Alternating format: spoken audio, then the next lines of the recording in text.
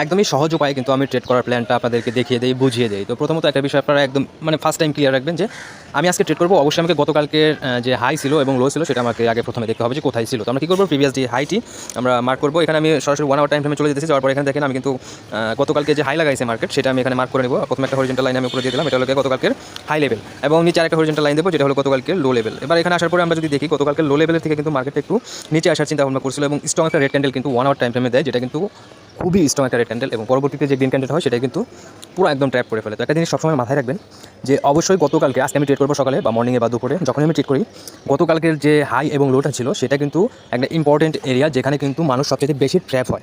অবশ্যই সেই এরিয়াটায় ট্রেড করার জন্য আপনাকে অবশ্যই ট্র্যাপ ট্রেডিং কনসেপ্টটা আর কি ফলো করতে হবে। এখানে ট্র্যাপ ট্রেডিং করার জন্য অবশ্যই ব্রেক ডাউন করছে নিচের দিকে, দেন আমাদেরকে ওয়েট করতে হবে। উপরে এই যে এরিয়াটা ক্রিয়েট হচ্ছে এটার উপরে যখন মার্কেট আসবে দেন আমরা আপসাইড এখানে ট্রেড প্লেস করবো, যেটা আমাদেরকে ট্র্যাপ ট্রেডিং কনসেপ্টটা ফলো করে হবে। যে নিচের দিকে যারা ট্র্যাপ হয়েছে তারা কিন্তু এবার প্রেশার ক্রিয়েট করবে, তারা একটু চিন্তা ভাবনা করবে যে না আমাদের লস হবে, তারা কিন্তু ট্রেড সেরে বেরিয়ে আসবে।